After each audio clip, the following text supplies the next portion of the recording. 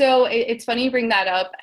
My brother, he's 9 years old, and we never really, my family really didn't really know about the prevalence of gastrointestinal problems in children with autism. We never really were aware of it. And so a friend of my mom had mentioned it to her and thought, maybe it'd be interesting to bring my brother to a gastrointestinologist just to kind of check him out and make sure everything's okay. So my mom took him, and my brother, he's not the pickiest eater. Like for certain things, fruit, he just doesn't like. But he takes like a really long time to eat. Like he could take over an hour just, eating ice cream. By the time he finishes, just soup. And so he went in and he saw a specialist. My mom took him, and the specialist was like, oh, usually when I see a new coming patient, I like to test for any allergies, and there's a test for that for food allergies. And it turned out that my brother is allergic to milk, and he is a milk lover. He eats cheese, he eats milk, yogurt every single day. And he's also allergic to eggs, which he loves eggs. That's his source of protein. And we were shocked. We never expected that out of all the things, because that's literally his diet.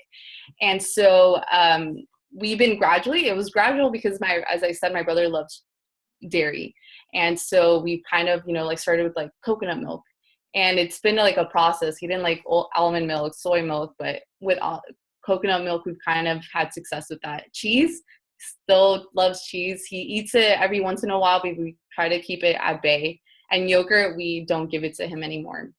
And so with this change in his diet of taking out the milk and also the eggs,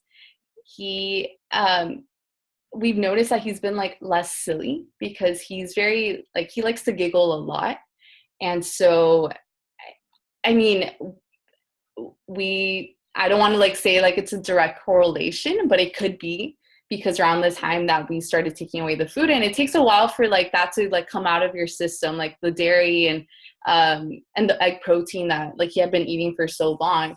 But we have seen a positive benefit from that diet.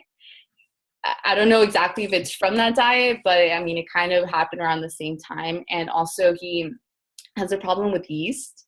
That happens a lot in people with autism, that they sometimes, because they either have a gap in their nutrition or something genetic or who knows, but there's been a lot of prevalence of having like an overgrowth of bacteria and yeast in their stomachs and their intestines.